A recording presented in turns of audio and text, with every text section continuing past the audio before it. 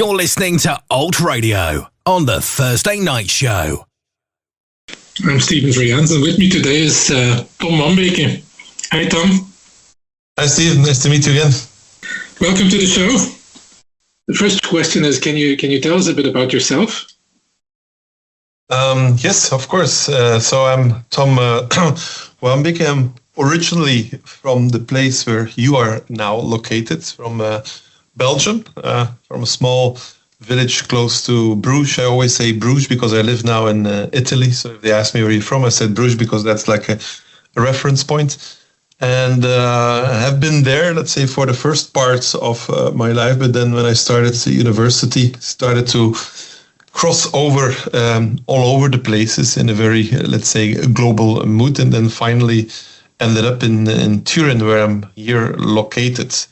So that's, let's say, in a nutshell, my geolocalization. But then to tell a little bit more, it was actually when I got your invitation and I said, you have to choose 10 songs. I said, cool, because one of my hobbies is being a DJ. And then I discovered that I was like surfing around in a lot of different songs. So there was a little bit of an eclectic vibe to it. And maybe that's also the best word to describe myself in one way or another. Okay. What do you mean then if you say you're eclectic? I know you've been to a number of places, always. Well, the way I know you is that you've always had an interest in technology and learning. That's where we met as well, about 25 years ago, I guess, more or less. So what's your current role? Can you talk a bit about that?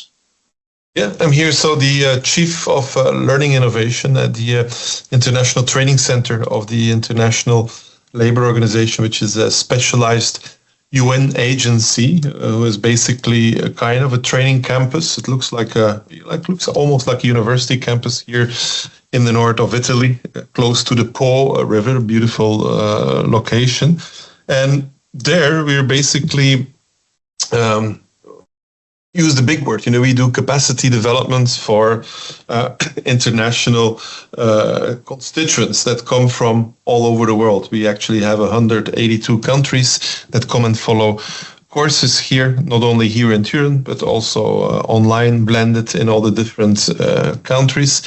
And so when I was invited, or when I was selected to come here, that was actually to boost the learning technology components on it. That was my initial entry point, where we basically enlarged the scope of what technology enhanced learning could mean for an international training center. But in the end, as we were building, many years later, as I said, it's now 17 years that I'm here, we basically transformed that into a innovation center, learning innovation center, where technology is only one of the many drivers of our work. So that's what I'm heading, with a team of 20 people right now, also coming from different countries and working from Turin, but as I said, also globally. Thanks for that short description. Let's start with the first song that you chose. It's just tell us what is the song and who is it? Well, they said the first song, it had to be related to where I come from, and now in Belgium, more particular in Flanders, and even more particular in West Flanders, where we speak a kind of a dialect that in the region, even where you live, is quite difficult to understand. And it was interesting that these kind of local artists started to sing in their own dialects and actually became quite popular in the country. Funny enough, quite popular even in the regions where nobody was understanding them.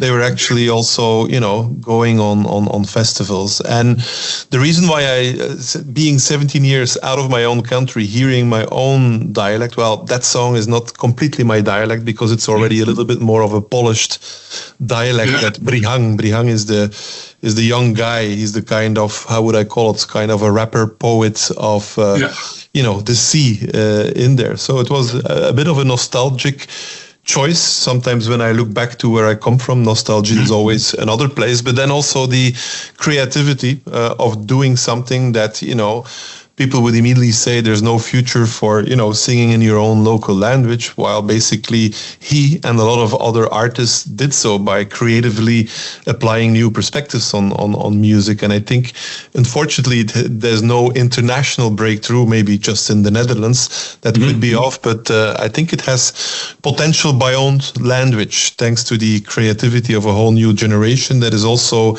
very eclectic. It's not one particular genre, as they mix a lot and then they give it their own touch. And that's exactly the reason why I chose Brihang as a Kickstarter.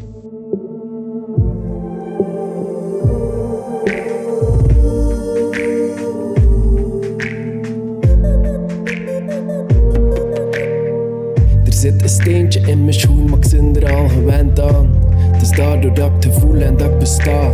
Ik ben er, want ik zie het in de spiegel van het raam. Ik ben er, want ik spreek de 6e taal. Au revoir. Er zat een wimper in mijn oog en een vlieg in mijn mond. Het was daardoor dat ik te voel aan dat ik bestond. Ik rookte sigaretten met de pintjes dat ik dronk. Want als ik dan ga sterven, doe ik het liever ongezond. Haha.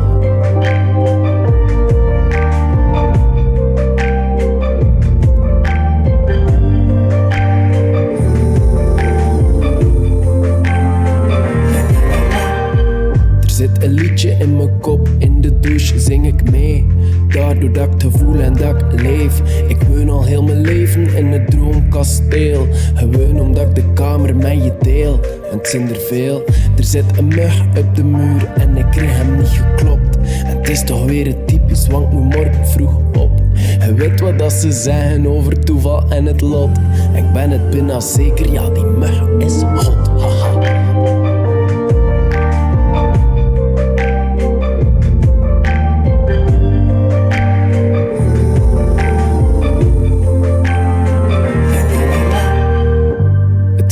En het wringt nu al 26 jaar. Ja, het is al heel mijn leven dat ik het steentje meedraag. Er zijn zo van die dingen die gebeuren hebben duur. Stel je het ook niet meer in vraag. Ik voelde pas dat ik leefde door te spelen met de vlam. Maar van te veel te leven, ja daar raak je op gebrand. Dus vertrekken we op reis naar een tropisch warm land. En een foto als bewijs om te posten via Instagram. Haha.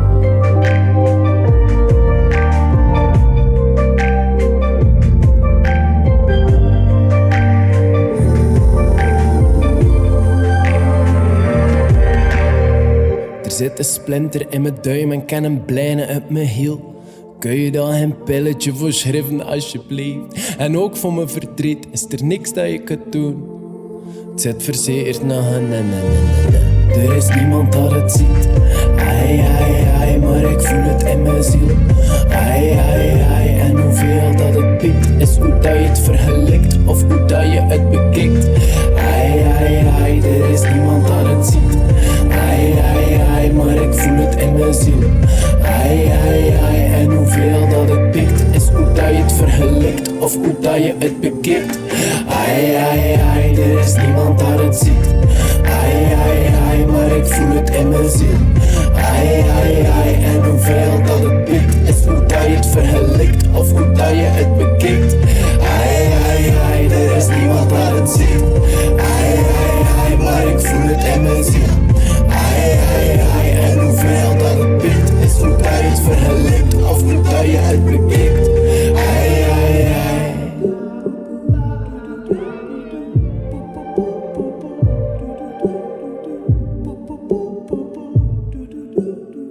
Het zit verzekerd nog een steentje in mijn schoen, haha.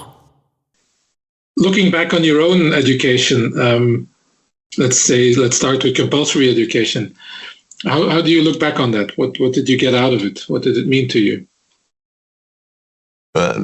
It was, if I look back to it right now, I mean, I had a very sorrow-less, let's say, educational trajectory that I never was busy with education. Looking back at primary school, secondary school, it was always like one big fun kind of trajectory that afterwards, when I studied then officially at university educational science, like, so, I wasted a lot of time in the first 18 years. But that was mainly because if you looked at that time, I was still very institutional. It was very traditional in there. Even, let's say, disruptions. When I was in primary school, I was 6 years. They sent me to the first primary school for the first time where we would have mixed education, because before that was basically boys separate and girls separate. That year it was broken. They sent me for the first time to the primary school of the girls. So that was actually extremely interesting, because we were there with not many boys, all girls around, and still a curriculum that has teach me skills that are still valuable. So I'm actually the person that is still able to knit, for example. That they didn't adapt the curriculums immediately to kind of a mixed gender or less gender stereotyped in one way or another. But apart from that, I thought it was a very classical trajectory in there. Like everything what I did later in towards innovative, and I looked at the more alternative methods, and in Belgium and in Flanders in particular, there's a wide range now with Steiner, Freinet, all these kinds of more learner-centered approaches that enrich the entire educational landscape. I was not part of that historically scene, and that's why my focus was much more, what can I do beyond the school hours, where I was extremely active, again, in a very eclectic range of all kinds of activities. So that school was just a very small part of your life. Of your life. And in a very small village where everything is relatively safe, moving then to a small city secondary school where also everything is quite, let's say, aligned. That was not, let's say, the most adventurous part of my school institution, but again, it always brings me back to people, to friends that are still my friends today. And so I'm not thinking right now about, what did the curriculum shape my mind of thinking. These were always people, friends, or maybe the one or two teachers that are still in the back of your mind.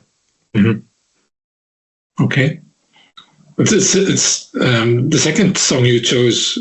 I asked to choose a song that's related to your school years, and you chose Sabotage by the Beastie Boys. Yeah.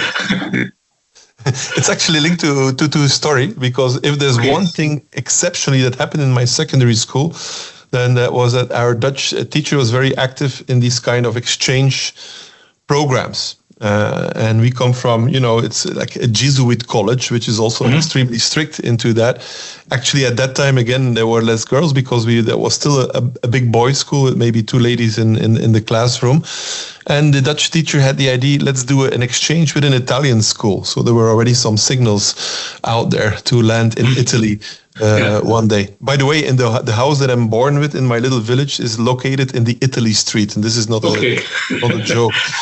But to come back to this teacher, he said, we're going to do an exchange program with a class from Prato, which is somewhere in Tuscany. And that was a class completely the other side, full of girls. There was almost no boys. And so we basically had 2 weeks together, both in Italy and here. And that was basically the most fun time of that entire, let's say, 6 years in Italy, and where we really were rebels. We even had to make a kind of a last show on the entire experience, and we have put Sabotage from the Beastie Boys as our, let's say, soundtrack of that experience. But again, everything happened beyond the class walls, and that's where basically the big stamp was given on to be a little bit more rebellious, to a little bit more not sabotaging it. I always, if you would look into the world in general, I like the term hacking, because what you do with hacking is basically you respect the institutional framework, you just find a different way to get what you really want. That maybe could also define my entire school career up until 18, before I went to university.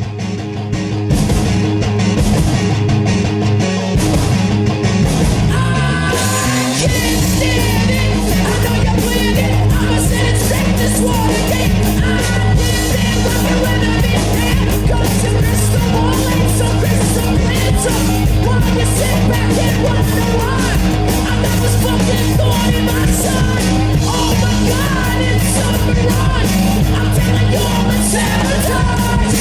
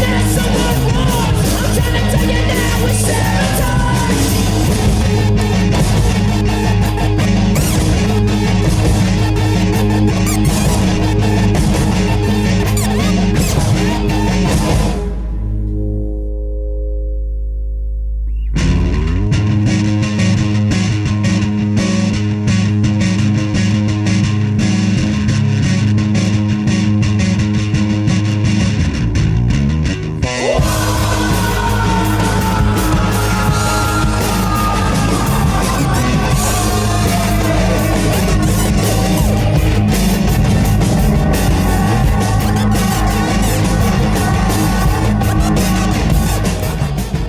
listening to Alt Radio on the Thursday Night Show. Well, it's a quite different song from Stain to, of course, Sabotage. You said, when you look back on your schooling years, you mainly remember your friends and the people, and sometimes a teacher or two. What did you do outside of school? Did you have, of course, you had a life outside of school. You just said that, but what was that? Was there any organized learning or any hobbies that you feel contributed to who you are today? Yeah, when I look back, I always think like, how did I basically do that? Because every day I was somewhere out. So I was active in sports with the fact that my both parents were my mother was a sports teacher. My father was a physiotherapist, but that was doing 2 or 3 sports. Everybody in France needs to play soccer. So actually I also did it. Also on top of that, did volleyball and a whole series of other sports in there. But then also at the same time, you have the possibility in our villages to go to the music academy, which is also still very accessible. So I also started to engage in the music, and then also in free time. Also, there's a lot of, let's say, organizations. They were not scouts; it was Hero, but the same kind of element that's created. Youth involvement out there, and then also very involved in the local village itself, who also in a later stage started to build communities, activities. In summer, I was one of their youth leaders and so on. So in a way, I was a kind of a social butterfly, again, jumping from all these different elements from one to the other. And actually still amazed that even in the smallest village, we have more cows than inhabitants, 6,000 people live in my village. But the amount of opportunities that you have at the cultural, sports and organizational side is quite amazing. I found, specifically if I look at now from a perspective not living anymore in Belgium. Sometimes we complain about it, but I think that was something really guiding myself. Yeah. Mm-hmm. When I asked to choose a song that's related to your life outside of school, you chose "Lost in Thought" by John Hopkins. Can you explain why you chose that? What's the meaning of that song for you? Yeah, well, that's, as I said, I became 18, and then you have like these 6 years that were extremely busy with millions of different things, and then they ask you the question, what do you want to do in life? And I was one of those that really didn't have, I mean, it's not that I didn't have a clue, but I had a lot of different interests because of this eclecticism, and to make like a kind of a choice when you're 18, when you still ask a lot of questions, I basically said, I don't know, but through actually my family, I got the opportunity to go and live 1 year abroad. So basically I went to Canada, and there, funny enough, I arrived not even in a village. It was less than a village. It was in the middle of nowhere in Ontario, where there were only cows. I was living on a farm, disconnected 1 hour from actually the village. And that was for the first time that I had like a kind of an existential shock, like, oh, I'm here. I have a lot of time to reflect. So that was basically the choice, Lost in Thought from John Hopkins. And that was actually also a kind of a game changer, maybe something that I didn't do a lot in the 6 past years. I was just jumping from one thing to the other. And that's actually, the link with that song, and then also to the trajectory that happened later during my academic studies.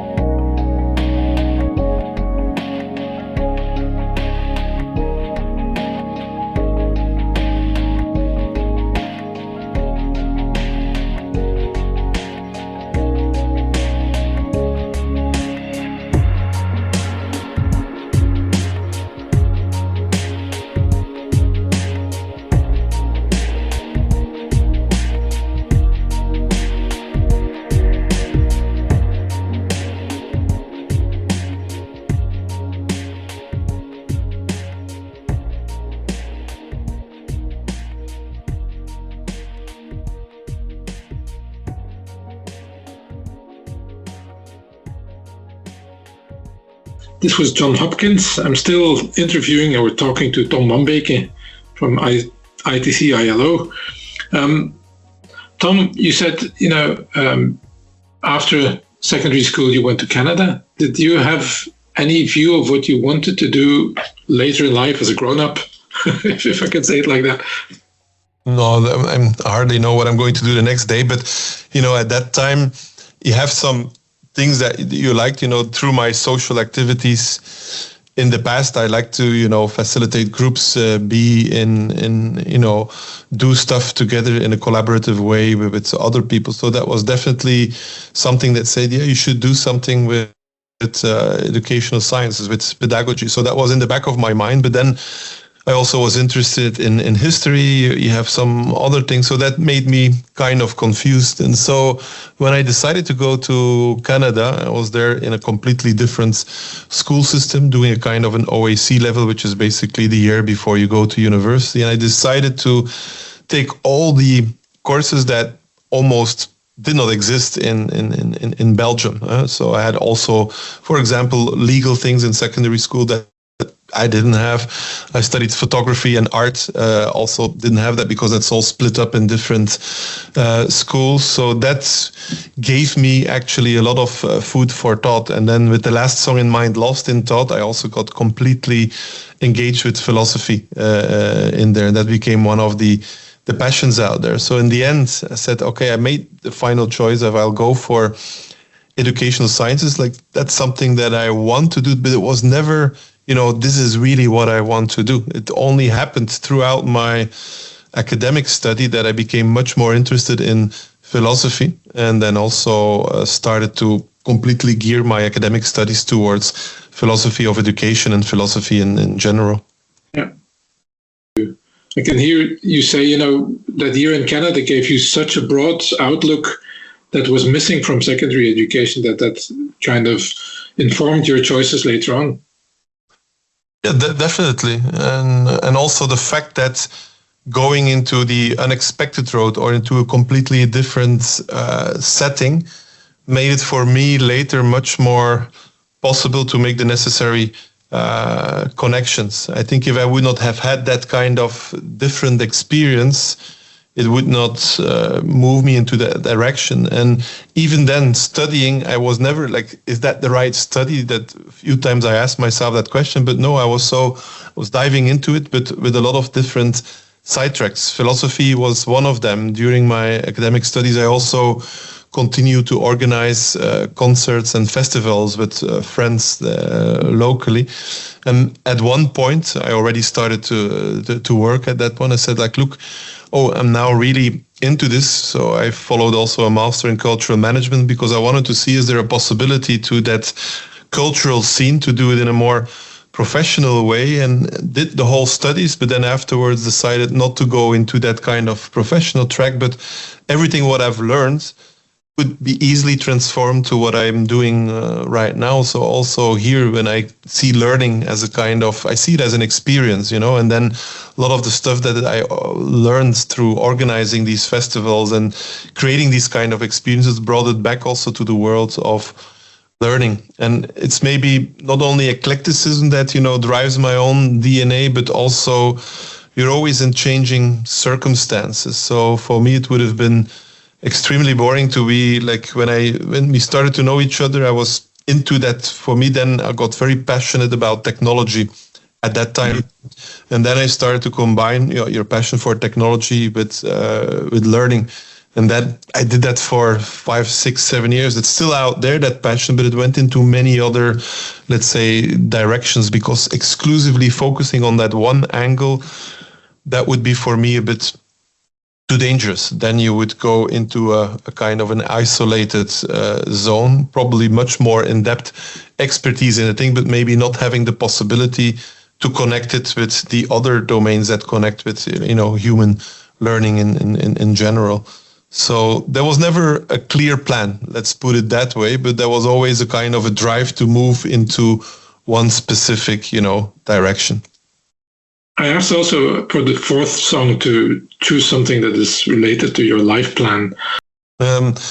The song is actually an old one. It's like from 1963. It's Donald Byrd, Cristo Redentor. It's actually on the album. It's called A New Perspective. So actually put that one as a kind, because it's always about creating new perspectives on the same things. So when I talk about music, when I talk about art, when I talk about learning, when I talk about technology, these are just variations of what I'm currently doing, and in my title right now as Chief Learning Innovation.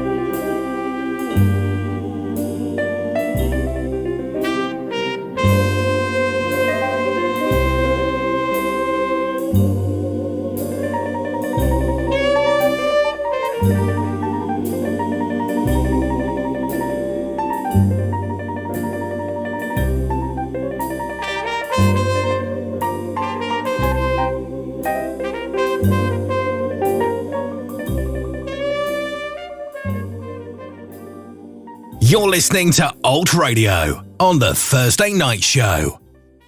We've talked about your origins, if you want, Let's talk about your current situation. So, yeah, it's not. I was once part of the, let's say, the higher educational community. Now, if you would look at the people that are involved in the learning projects, I mean, they are adults. That would be one current pattern.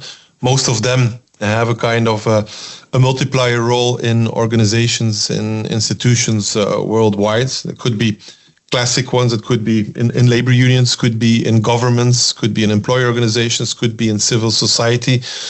And they all have, the kind of idea to make their organizations better. So we basically move into a kind of institutional capacity building. What they learn here, they basically replicate in their country among the staff and the people that they actually are serving. And what I found interesting, so it's a bit of a different format in there. Secondly, it's global. So we always bring people from all different countries together, and then the clash of different perspective on even the same topics is always, that's, according to me, the real DNA of this center. When you have these kind of global encounters or conversations, that's where you really learn from. And that's not just linguistic or cultural, it's or ideological. It's all these differences mixed to see, can we find a kind of a common ground to come out here? And I think that's one of the things that I said, that's probably what I want to do, always with these different mindsets, and specifically in the area of learning technology. One day I'm busy with most extreme, advanced, immersive learning experiences where we basically help labor inspections in Qatar to basically transform what they're currently doing. But this also could be in low mobile settings somewhere in rural Africa where we work on the thing. So in the end, the technology is not always at the foreground. For me, that's not the most important thing. It's basically the context and how do we intervene, and how could also technology leverage on some of the objectives that we have. And I think the diversity in all its aspects, that's something for me that, increases always the curiosity factor, puts yourself always into question, because my background, I must say, as an educational scientist, I mean, that's at least the master degree that I have, is often not helping me in one way or another. I mean, it helped me to create a methodological approach to make sure that I have the necessary frameworks to think. But what I see right now in the complex challenges is that you basically need to adapt almost every time, not only your mindset, also your framework. That's why you're continuously in a learning mode. And that's why I said my educational frameworks are just one angle that would help me in my daily jobs. And there are many other frameworks that throughout the 17 years that I work here are helping me much more. Mm-hmm. We always make a difference in what are some of the individual learning needs and then what are some of the, let's say, organizational learning needs, and always point them back towards the fact that they serve organizations and institutions. So basically their organizational learning needs are already parts of, let's say, strategic plans that their institutions have brought for, part of larger national strategies in there. So on that side, I said the learning need is very much connected with, let's say, the strategic drivers, the direction that they want to move forward. So in this way, I don't see a lot of surprises. Where I see surprises in the individual perspective on some of these organizational strategies. And what I see more and more, if we want to change organizations, then we need more than individuals. What I love to have is, let's say, 4 or 5 individuals from an organization interacting with 4 or 5 other ones from another organization to see it's not your individual position or your individual responsibility, but you're part of a larger system, a larger ecosystem. And whatever you try to change in your individual 15% of influence that you have on that organization will be connected with the other 15% of other individuals. And that's how I'm trying to cope a little bit with, let's say, the aspect of learning needs. That's my personal intuitive reply to it. What I see now changing, and we have here now, of course, we also surf on trends that are happening in the educational landscapes. And what I'm quite looking at now is all the data that we have now available in our learning platforms from, let's say, the different organizations that we are serving. And then also, this is going to be connected also with some AI streams in the nearby future, and looking at the whole field of learning analytics and predictive analytics.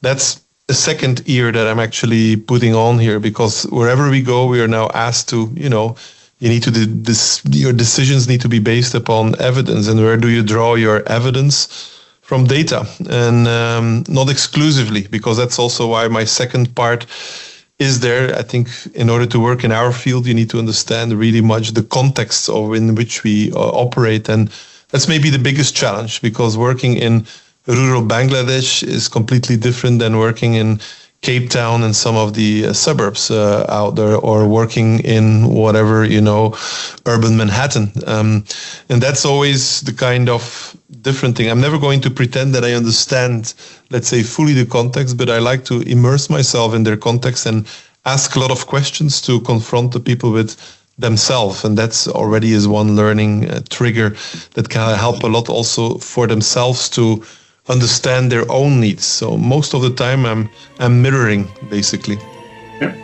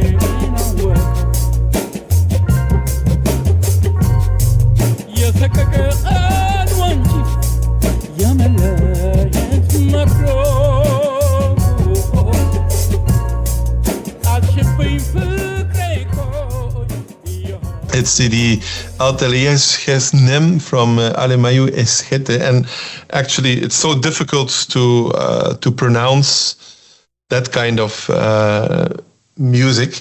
But this song that you will hear is featured on an album that was curated and compilated by a Belgian DJ who's called Lefto, who's from Brussels, and he and another person from the UK, Giles Peterson, found the perfect solution for my eclecticism in music.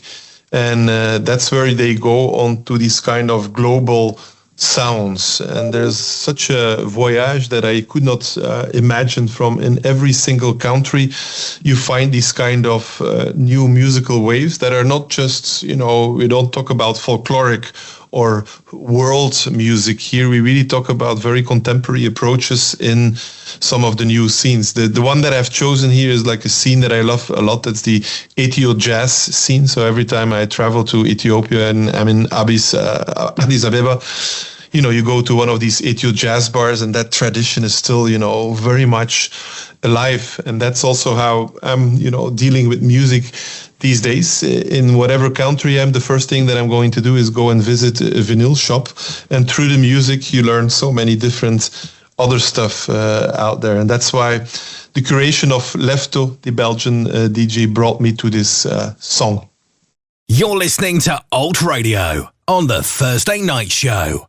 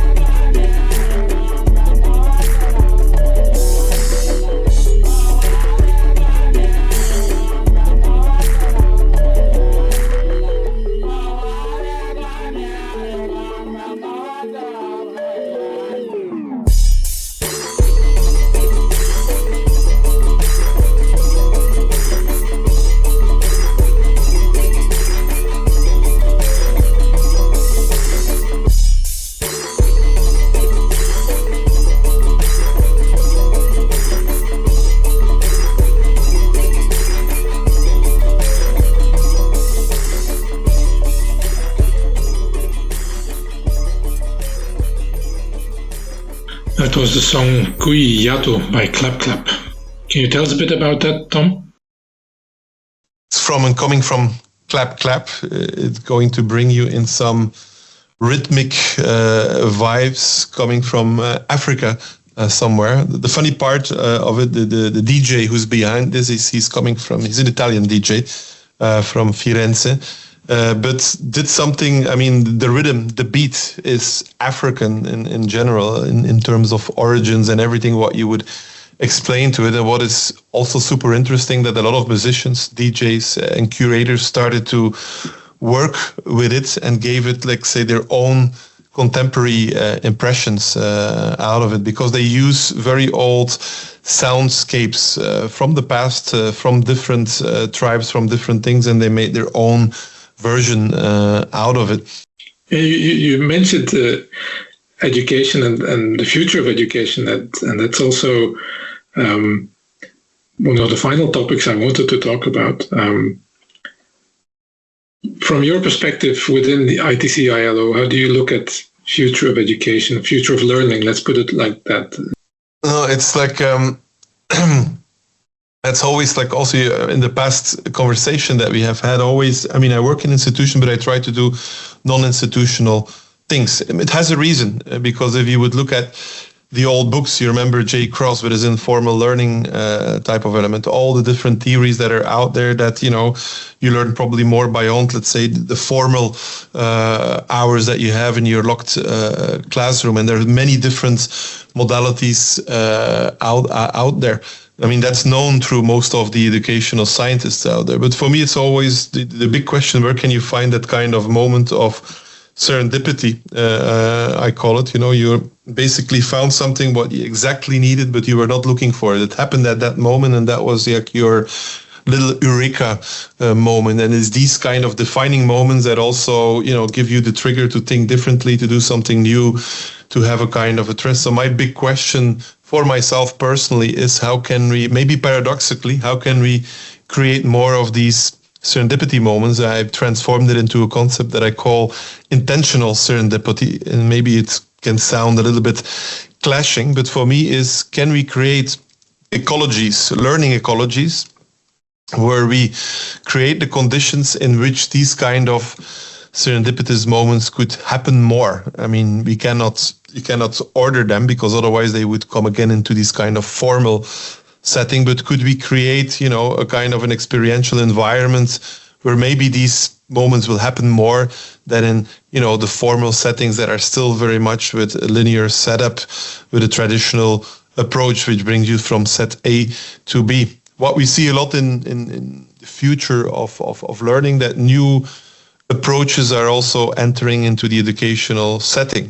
There's like a movement of bringing insights from design thinking into educational context, but needs to be done also in a quite rigorous way. It's not just, you know, playing around and brainstorming a little bit with Post-its. There's a movement that brings in a whole bunch of insights from complexity, adaptive thinking, into, you know, also the way how you shape projects. And then you realize linear, it's not going to happen. It's all interconnected in one way or another. So if you see these different trends taking place also in how we're going to think and shape educational projects, that's promising. And I'm only mentioned two. I'm quite busy a lot with strategic foresight right now. So how can we envision new futures? And also there are some very interesting methodologies on how you can shape futures. The only thing that I see is they only can happen on, you shape future not alone. It's co-shaped with the people that are part of it. And all these methodologies are extremely, you know, based upon collaboration, communication, and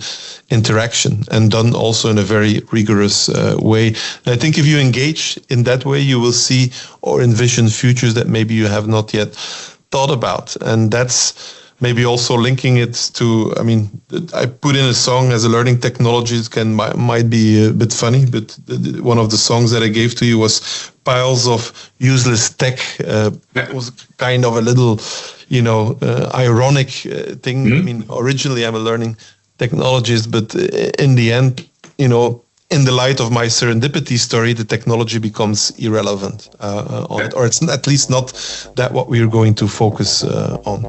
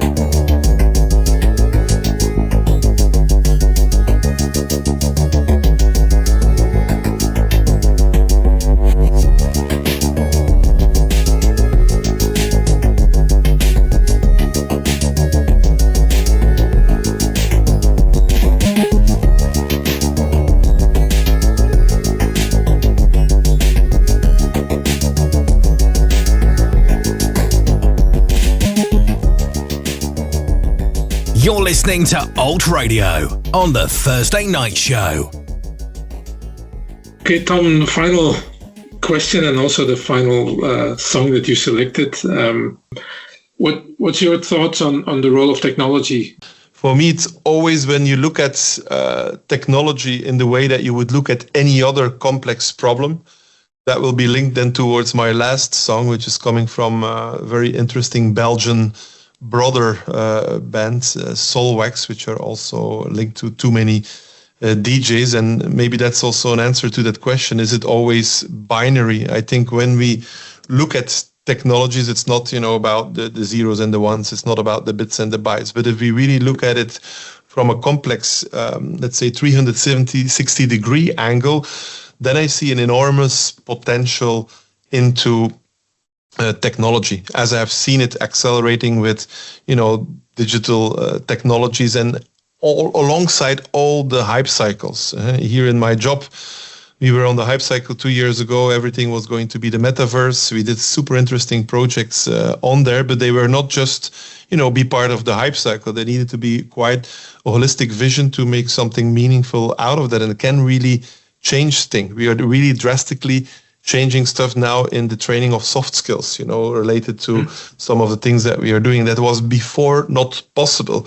Same with the current AI hype. If we just, go on to these kind of polarized narratives that we see in the media, then that's not really my vision. I think we need to go beyond the binary here and really look into, again, the 360 view and see where, for example, some things can be done that before we could not do. And that would be always my kind of approach. And then hopefully some of the bigger solutions might come out.